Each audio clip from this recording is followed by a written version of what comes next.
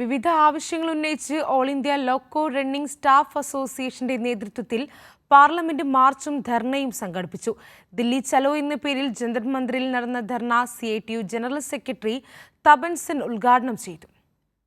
റെയിൽവേയിൽ നിലവിലുള്ള 28,978 ഒഴിവുകൾ നികത്തി ലോക്കോ പൈലറ്റുമാർക്ക് ആവശ്യമായ വിശ്രമസമയം ഉറപ്പാക്കുക, 2024 ജനുവരി 1 മുതൽ കേന്ദ്ര സർക്കാർ ജീവനക്കാർക്ക് വർദ്ധിപ്പിച്ച TAക്ക് ആനുപാതികമായി റണ്ണിംഗ് അലവൻസ് 25% വർദ്ധിപ്പിക്കുക തുടങ്ങിയ ആവശ്യങ്ങൾ ഉന്നയിച്ചാണ് പാർലമെന്റ് മാർച്ചും ധർണയും സംഘടിപ്പിച്ചത്. All India loco running staff അസോസിയേഷന്റെ നേതൃത്വത്തിൽ ജന്തർ മന്ദിറിൽ നടന്ന ധർണയിൽ നൂറുകണക്കിന് ജീവനക്കാരും സംഘടനാ നേതാക്കളും അണിനിരന്നു. CITU general secretary Tapan Sen dharna ഉദ്ഘാടനം ചെയ്തു. റെയിൽവേ ജീവനക്കാരുടെ ആവശ്യങ്ങളിൽ മുഖം തിരിഞ്ഞ സമീപനമാണ് കേന്ദ്ര സർക്കാരിന്റേതെന്ന് തപൻ സെൻ വിമർശിച്ചു.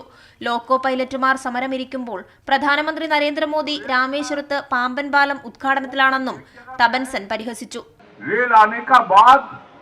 बहुत सारे हिंदुस्तान में प्रसारित हुआ, एक्सपेंशन हुआ।